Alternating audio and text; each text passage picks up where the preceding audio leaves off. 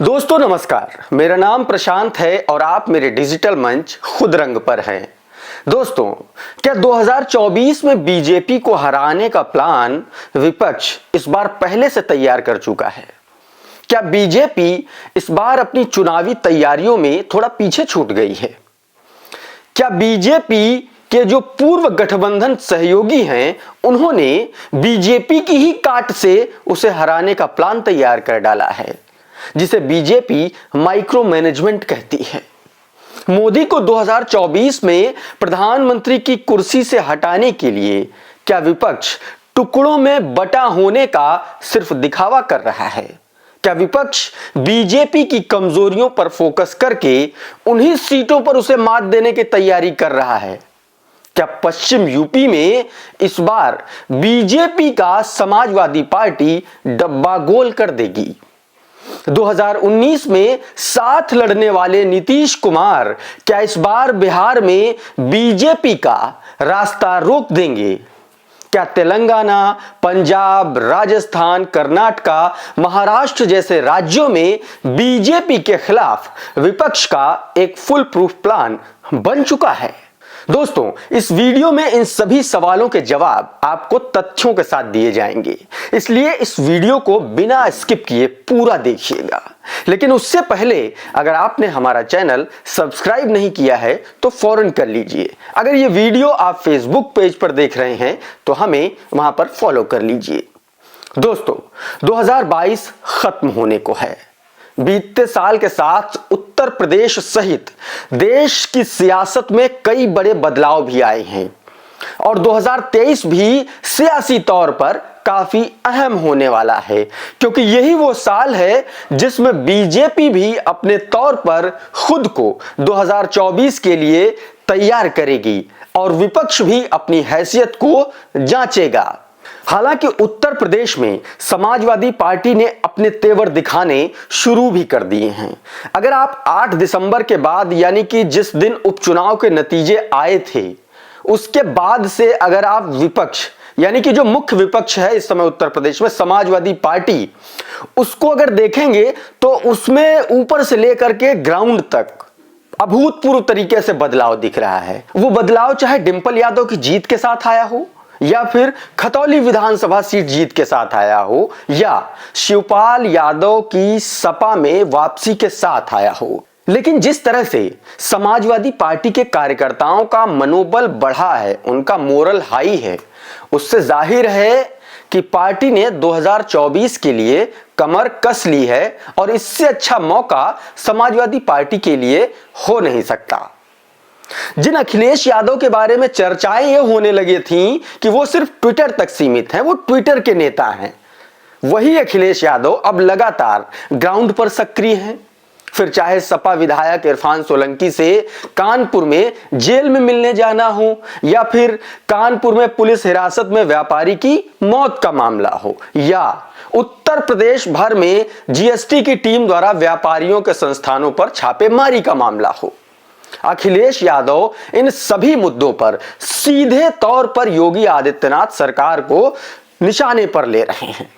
दूसरी तरफ लगातार शिवपाल यादव कैडर पर काम कर रहे हैं। आप अगर सपा का और शिवपाल का पैटर्न देखेंगे तो शिवपाल यादव लगातार अलग अलग जिलों के दौरों पर हैं। वो मैनपुरी, लखनऊ के चक्कर लगा रहे हैं। बताया यह जा रहा है कि अखिलेश यादव ने शिवपाल के लिए सबसे बड़ी और अहम जिम्मेदारी उन्हें समाजवादी पार्टी का कैडर एकजुट करने की दी है। उसी का नतीजा है कि शिवपाल लगातार अलग अलग जिलों का दौरा कर रहे हैं, क्योंकि 2024 से पहले यूपी के निकाय चुनाव होने हैं और ये निकाय चुनाव समाजवादी पार्टी के लिए बड़ा फैक्टर साबित होंगे। दोस्तों, उसके पीछे कई कारण भी हैं, क्योंकि जिस तरह से सपा ने मैनपुरी में लोकसभा का उपचुनाव घर घर जाकर बूथवार लड़ा, निकाय चुनाव में अगर सपा की यही रणनीति रही तो उसे दो फायदे होंगे। पहला ये कि 2024 के फाइनल से पहले समाजवादी पार्टी ग्राउंड पर बूथ लेवल तक अपना कैडर मजबूत कर लेगी, और दूसरा फायदा ये कि बीजेपी को मनोवैज्ञानिक तौर पर समाजवादी पार्टी कमजोर कर सकेगी, उसका मोरल डाउन कर सकेगी। दूसरी तरफ 2019 और 2022 में जिस पश्चिमी उत्तर प्रदेश में बीजेपी बुरी तरह से हारी थी, वहां भी सपा ने अपना गेम खेल दिया है। जाटलैंड में जहां एक तरफ राकेश टिकैत और अखिलेश यादव गुपचुप तरीके से अपनी रणनीति तैयार कर रहे हैं, वहीं दूसरी तरफ आरएलडी और चंद्रशेखर का गठबंधन इस बार बीजेपी के लिए बुरी खबर ला सकता है, क्योंकि खतौली विधानसभा उपचुनाव में बीजेपी को इसका ट्रेलर दिख चुका है। और 2019 में बीजेपी इसी पश्चिमी उत्तर प्रदेश के सहारनपुर, बिजनौर, नगीना, अमरोहा, संभल, मुरादाबाद और रामपुर सीटों पर बुरी तरह से हारी थी। हालांकि वो बात और है कि उपचुनाव में उसने रामपुर लोकसभा और विधानसभा दोनों सीटें जीत ली हैं और वहां से आजम खान को करीब करीब कमजोर कर दिया है। दूसरी तरफ शिवपाल के सपा में आ जाने के बाद से 2019 में जो नुकसान सपा को इटावा, मैनपुरी, कन्नौज और फिरोजाबाद बेल्ट में हुआ था, वो इस बार होगा नहीं। ऐसे में बीजेपी देश के सबसे बड़े सूबे उत्तर प्रदेश में जहां लोकसभा की 80 सीटें आती हैं, वहां 2019 जैसा कारनामा कर पाएगी, यह बड़ा सवाल है। हालांकि जानकार मानते हैं कि इसकी गुंजाइश इस बार कम ही है। हालांकि पूर्वांचल में बीजेपी कंपैरेटिवली देखें तो पश्चिमी उत्तर प्रदेश से ज्यादा मजबूत दिखाई पड़ती है, क्योंकि ओम प्रकाश राजभर भी इस बीच इधर उधर कर रहे हैं और बीजेपी में जाने की बात कर रहे हैं। अगर वो बीजेपी में जाते हैं तो बीजेपी को फायदा होगा, इसमें कोई शक नहीं है। और अगर वो समाजवादी पार्टी गठबंधन के साथ 24 में आते हैं तो यहां भी बीजेपी को नुकसान हो सकता है, क्योंकि पूर्वांचल में तमाम ऐसी सीटें हैं जहां पर राजभर वोटरों की संख्या अच्छी खासी है और वो डिसाइसिव रोल में है। दोस्तों 2024 में बीजेपी की मुश्किलें तब और बढ़ती हुई दिखती हैं जब हम ये देखते हैं कि 48 सीटों वाले महाराष्ट्र में बीजेपी के साथ अब शिवसेना है नहीं, यानी कि उद्धव ठाकरे है नहीं। वहां एनसीपी और कांग्रेस के साथ शिवसेना आ चुकी है। पंजाब में देखेंगे तो अकाली दल अब बीजेपी के साथ है नहीं, वह किसानों के मुद्दे पर बीजेपी से अलग हो चुकी है। इसी तरह बिहार देखेंगे तो नीतीश कुमार अब एनडीए का हिस्सा है नहीं।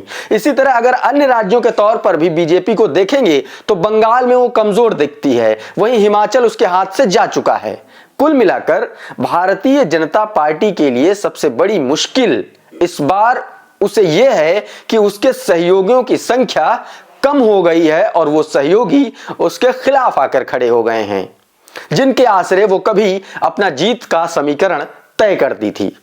अब दूसरी तरफ अगर विपक्ष को देखें तो विपक्ष ने अपने अपने राज्यों के तौर पर बहुत रणनीतिक तौर पर बीजेपी को घेरना वहां पर शुरू कर दिया है, जैसा उसने हिमाचल प्रदेश में किया। वहां पर विपक्ष बीजेपी को स्थानीय मुद्दों के आधार पर घेर रही है। आपने इसका उदाहरण हाल फिलहाल में हिमाचल प्रदेश में देख लिया है और यही वजह है कि बीजेपी अब देश भर की उन 160 सीटों को चिन्हित कर चुकी है जहां पर वो अकेले दम पर चुनाव जीत सकती है। यानी कि ये वो सीटें हैं जिन सीटों पर बीजेपी को ये लगता है कि अगर वो अकेले लड़े भी और थोड़ी ज्यादा मेहनत कर ले तो विपक्ष वाला जो नुकसान होगा उसकी भरपाई वो इधर से कर सकती है। दोस्तों अगर विपक्ष मुद्दों के चुनाव लड़ने वाले इस प्लान में कामयाब हुआ या जनता के बीच चेहरों से ज्यादा मुद्दों को अहमियत देने वाला नैरेटिव सेट कर पाया तो यकीन मानिए बीजेपी को आने वाले चुनाव में काफी मुश्किल होने वाली है। फिलहाल 2024 के फाइनल से पहले राजस्थान, कर्नाटक, मध्य प्रदेश और तेलंगाना सहित कई राज्यों में विधानसभा चुनाव होने हैं और चुनाव में विपक्ष के इस नए पैंतरे का लिटमस टेस्ट भी होना है। तो दोस्तों फिलहाल इस वीडियो में इतना ही। आपको यह वीडियो कैसा लगा हमें कमेंट करके जरूर बताइए। साथ ही इस वीडियो को लाइक कीजिए और ज्यादा से ज्यादा लोगों तक शेयर कीजिए। अगर आपने अभी तक हमारा चैनल सब्सक्राइब नहीं किया है तो फौरन कर लीजिए। बहुत बहुत धन्यवाद।